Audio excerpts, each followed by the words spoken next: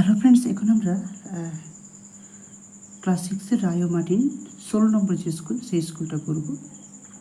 প্রথম অঙ্ক রয়েছে একই দাগের, বলেছে কত টাকার এত পার্সেন্ট সমান 17 টাকা, তাই না? তাহলে কত টাকার 20% সেটা হচ্ছে 17 টাকা। তাহলে এটাকে আমরা কী করব? এটাকে করে দেবো 17 এর 20% করে দেবো, সরি এটাকে ভাগ করে দেবো, 17কে 20% দিয়ে আমরা ভাগ করবো, তাই না? 20% মানে কি 20/100, তাই তো, সমান। তাহলে কত হয়ে যাবে? 17 গুণ চিহ্ন হবে, উল্টিয়ে দিতে হবে। তাহলে কত হয়ে যাবে? 100/20, 0 কেটে দিলাম, 2 5 10। তাহলে কত হলো? 17 গুণিত 5, 17 5 কত হবে? 85, ঠিক আছে? তাহলে কি না 85 টাকার এত পার্সেন্ট সমান এটা 17 টাকা, ঠিক আছে? অতএব 85 টাকার 20% সমান 17 টাকা। বুঝে গেল? চলো এবার কি বলেছে, 2 দাগের অঙ্ক বলেছে সঠিক উত্তরটি নির্বাচন করো। একটি তলবিশিষ্ট ঘনবস্তু কোনটা? এটা হচ্ছে বল হয়ে যাবে, এর আগে আমরা এটা করেছিলাম, তাই না? তাহলে এটা কী হয়ে যাবে? উত্তর বল। এত মিটার থেকে হেক্টোমিটার, দেখো মিটার থেকে হেক্টোমিটার, মিটারের উপরে কী রয়েছে? ডেকামিটার, তারপর হেক্টোমিটার। তাহলে ওপর দিকে যাওয়া যাবে, সরি ওপর দিকে আসবো, ওপর দিকে আসা মানে বড় এককে আসবো, তাই আমরা এটাকে 100 দিয়ে ভাগ করব, ঠিক আছে? তাহলে 0.5 মিটার সমান কত হবে? 0.5, এটাকে আমরা ভাগ করব, কত কি 100 দিয়ে ভাগ করব, তাই না? তাহলে কত হচ্ছে দেখুন, এখানে লিখতে পারি 5/10, গুণ করবো 1 হবে, কত হয়ে যাবে? 100, তাই না? তাহলে হয়ে যাবে 5/, এখানে গুণ করলে কত হচ্ছে দেখুন, 1000 হয়ে যাবে, তাই না? সমান, তাহলে 5 1 2 3টে 0, 1, তাহলে 3টের উপর দশমিক বসে 1 2 হয়েছে, একটা 0 দিয়ে দশমিক দিয়ে দিলাম, তাহলে আমাদের এটা উত্তর হয়ে গেল, ঠিক আছে? এরপর বোর্ডটি বলেছে সঠিক উত্তরটি নির্বাচন করো। শুদ্ধ আবৃত্তি দশমিক, এটা শুদ্ধ আবৃত্তি দশমিক করলে এটা হচ্ছে সি দাগের উত্তরটা হয়ে যাবে, ঠিক আছে? একটি নির্দিষ্ট বিন্দু দিয়ে কতগুলি সরল রেখা টানা যায়? এক নির্দিষ্ট বিন্দু দিয়ে অসংখ্য সরল রেখা টানা যায়, এটা উত্তরটা হয়ে যাবে অসংখ্য। লিখে দিচ্ছি আমি এখানে অসংখ্য। বোঝা গেল? চলো, সরি বানানটা ভুল হয়েছে, অসংখ্য, ঠিক আছে? এবার বলেছি দুটি জোড় সংখ্যার গসাগু সর্বদা ড্যাশ হবে। দুটি জোড় সংখ্যার গসাগু সর্বদা কত হবে? না জোড় সংখ্যা হবে, এটা এখানে কি লিখবো আমরা? জোড় সংখ্যা হয়ে যাবে, জোড় সংখ্যা। বোঝা গেল? তারপরে PQ, RS এবং XY সরল রেখা তিনটি একটি মাত্র বিন্দুতে ছেদ করলে ওই রেখাংশগুলিকে আমরা কি বলবো? ওই রেখাংশগুলিকে আমরা বলবো সমবিন্দু সরল রেখাংশ। এখানে হয়ে যাবে সমবিন্দু, সমবিন্দু সরল রেখাংশ বলবো, ঠিক আছে? দুধের কৌটোর আকার কীরকম হয়? দেখো দুধের কৌটোর আকার এটা চোঙের মতো হয়ে যাবে, তাই না? চোঙাকৃতি, তাহলে এটার উত্তর হয়ে যাবে চোঙের মতো, চোঙের মতো, ঠিক আছে? তারপরে দুটি সমান্তরাল সরলরেখা কখনোই পরস্পরকে ছেদ করে না, তাহলে উত্তরটা হয়ে যাবে ছেদ করে না। আচ্ছা, এটা দেখো কি রয়েছে, এটাকে এত ভাগ করতে হবে, ভাগ করে কত হবে সেটা দেখতে হবে। আচ্ছা, তাহলে এটা দেখো আমাদের এখানে আমরা ডাইরেক্ট বসিয়ে দিতে পারি। দেখো এখানে কটা শূন্য রয়েছে? 1 2 3টে 0, যখন ভাগ থাকবে তাহলে এই দশমিকটা আমাদের 3 করে এগিয়ে যাবে, কারণ কি এখানে 3টে 0 আছে বলে। তাহলে আমরা লিখতে পারি 3 9 2 2, তাহলে এখানে দশমিক ছিল, তাই না? তাহলে 3টে করে এগিয়ে আসবে, তাহলে চলো এখানে একটা 0 দিয়ে দশমিক বসিয়ে দেবো, ঠিক আছে? চলো এবার থেকে এটাকে মানের ঊর্ধ্বক্রমে সাজাতে বলেছি। এই অঙ্কটা আমরা এর আগেও করেছিলাম। দেখো প্রথমে রয়েছে 0.6 3 পৌনঃপুনিক, তাহলে আমরা এটাকে লিখে ফেলেছি 0.6 পৌনপুনি 3 পৌনপুনি। তাহলে এটা পৌনপুনি থাকলে কি হয়, তাহলে 63 আমি এখানে 99 করে দিয়েছি, অর্থাৎ 99 করে দিয়েছি, দিয়ে কাটাকুটি করেছি 7/11 হয়েছে। ঠিক আছে, এরপর কত রয়েছে 5/6। দেখে আমরা এখানে 5/6 করেছি, 3/4 এখানে আমরা 3/4 করেছি, দিয়ে এখানে 11, 6 আর এখানে 4, এর লসাগু করেছি 132 হয়েছে। সেই 132টাকে এখানে গুণ করেছি, এখানে গুণ করেছি, এখানে গুণ করেছি, দিয়ে কাটাকুটি করে গুণ করেছি। গুণ করতে কত হয়েছে দেখো, এখানে 84 হয়েছে, এখানে 110 আর এখানে 99 হয়েছে। তাহলে এ থেকে আমরা কী বুঝলাম, যে সবচেয়ে এখানে বলেছে ঊর্ধ্বক্রমে সাজাতে মানে ছোটো থেকে বড়, সবচেয়ে ছোটো কোনটা, এটা হয়েছে, তাই আমরা এটা লিখেছি। তারপরটা কোনটা বড়, এইটা, তাহলে 3/4 লিখেছি, তারপর এটা 5/6। ঠিক আছে, চলো এরপরে আমরা 2 দাগের অঙ্কটা করব। 2 দাগের অঙ্ক রয়েছে 55 মিটার লম্বা বাঁশের এত মিটার কাদা ও জলের নিচে আছে, বাঁশটি শতকরা কত কাদা ও জলের উপরে আছে। আচ্ছা, শতকরাতে প্রকাশ করতে বলেছে, তাই না? আচ্ছা, তাহলে দেখো আমরা এটাকে লিখে ফেলব। আচ্ছা, কাদা ও জলের উপরে আছে 11, তাই লিখবে 11/55। এর শতকরা বের করব, শতকরা বের করলে কত, 100 দিয়ে গুণ করতে, 11কে 11, 11×5 55, 5 5 দিয়ে 10 0, তাহলে কত হিসাবে 20%, তাই না? তাহলে 20% কি, এটা হচ্ছে কাদা ও জলের নিচে আছে, অতএব 20% কাদা ও জলের নিচে আছে,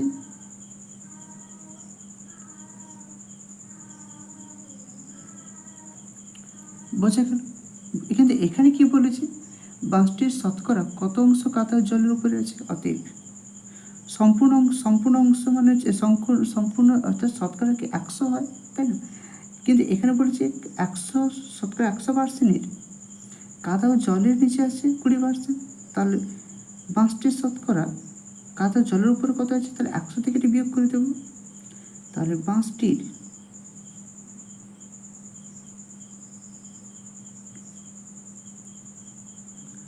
শতকরা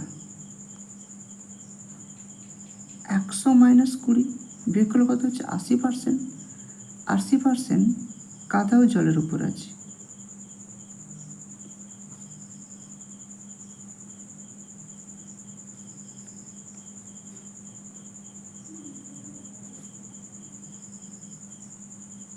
বোঝা গেল? চলো এরপরের অঙ্ক কি রয়েছে, দুটোকে গুণ করতে হবে, তাই না?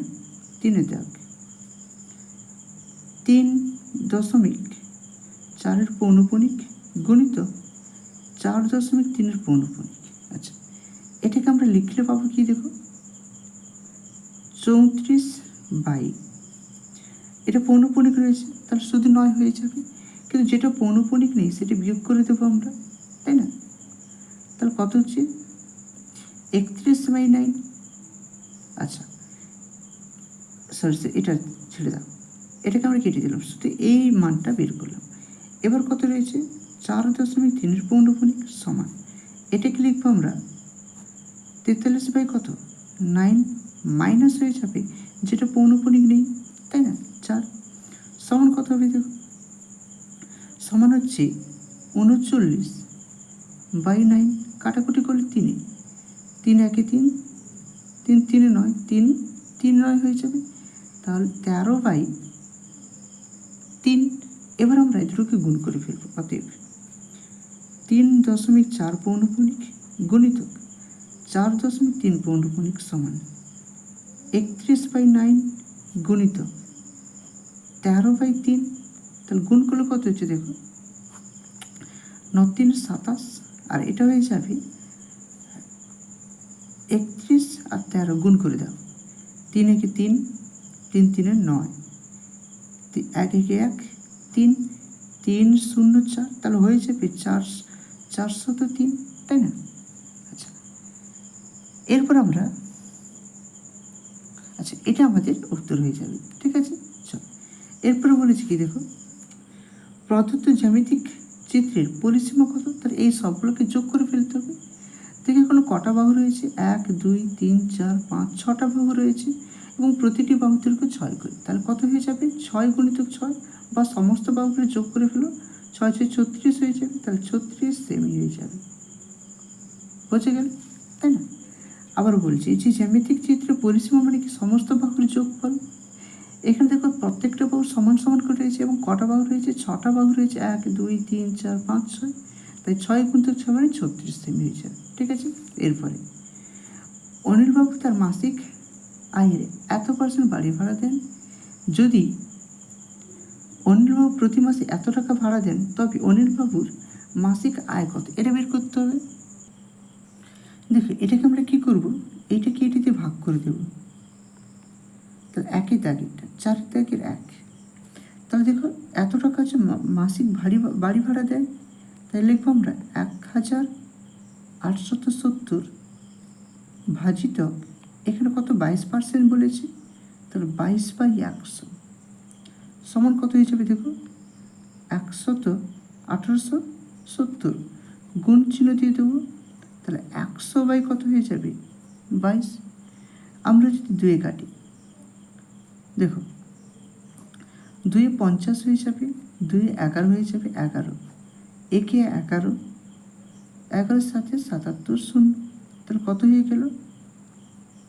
170 গুণিত 50 সমান, দুটো শূন্য হয়ে যাবে, 17 5 কত? আচ্ছা 17 5 85 হচ্ছে, তাই না? তাহলে এটা কত হয়ে যাবে? 85, এত টাকা। বোঝা গেল অঙ্কটা? অতএব তার মাসিক আয় সমান, অতএব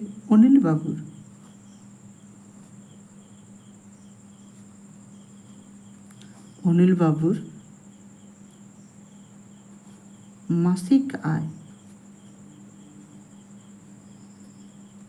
সমান 8500 টাকা।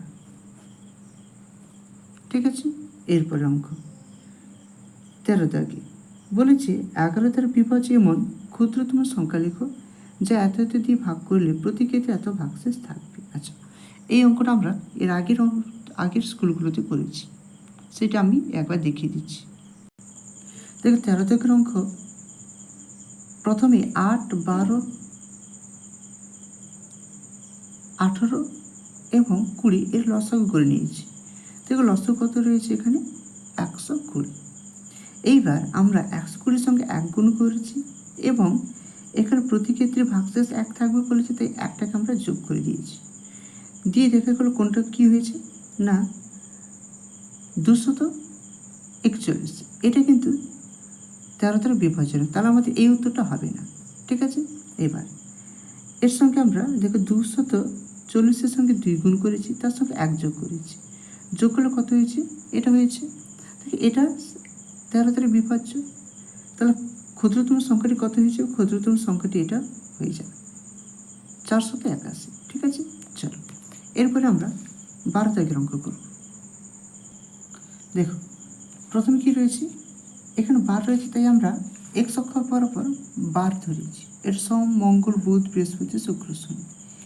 আর ব্যাগ বিক্রির সংখ্যাটা আমরা y অক্ষ বরাবর ধরেছি, দিয়ে প্রত্যেকটি আমরা 5 একক ধরে নিয়েছি, তাই না? আচ্ছা, প্রথম 40 বলেছে সোমবার, তাহলে সোমবার 40 পর্যন্ত আমরা স্তম্ভচিত্র অঙ্কন করেছি। দ্বিতীয় দিন 30, তাহলে 30 পর্যন্ত অঙ্কন করেছি। দেখো এখানে 30 হচ্ছে, তাই না? এরপরে 35, তাহলে 35 পর্যন্ত আমরা রেখেছি। শুক্রবার 25, তো দেখো শুক্রবার এখানে 25 দিয়েছি, তাহলে আমরা এটাকে শুক্রবার লিখে দেবো। সরি এখানে বুধবার 35, বৃহস্পতিবার 25, ঠিকই আছে। তাহলে শুক্রবার 20 পর্যন্ত এসছে, শনিবার 30 পর্যন্ত এসছে। ঠিক আছে, তাহলে এই অঙ্কটা আমাদের এখানে হয়ে গেল। এরপরে অঙ্ক দেখো, বলেছে প্রদত্ত চিত্রটি থেকে ছেদবিন্দুগুলি লেখো। দেখো ছেদবিন্দুগুলো সবগুলি হয়ে যাবে প্রায় 1 2 3 4 5 6 7টা হয়ে যাবে, তাই না? এ বি বি সি, তারপরে এফ এফ ই ও ডি, সবগুলো হয়ে যাবে। তাহলে একের দাগে 4 দাগের 1 ছেদবিন্দুগুলি হলো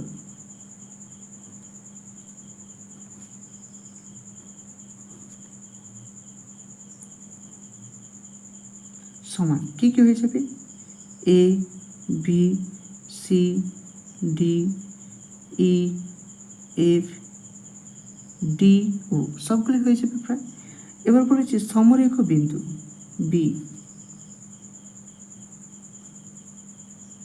সমরেখ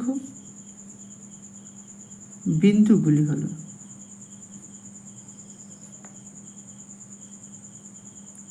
দেখো সমরেখ বিন্দুগুলো কী কী হয়ে যাবে? দেখো মানে এখানে এ, এফ, বি হয়ে যাবে, এ, এফ, বি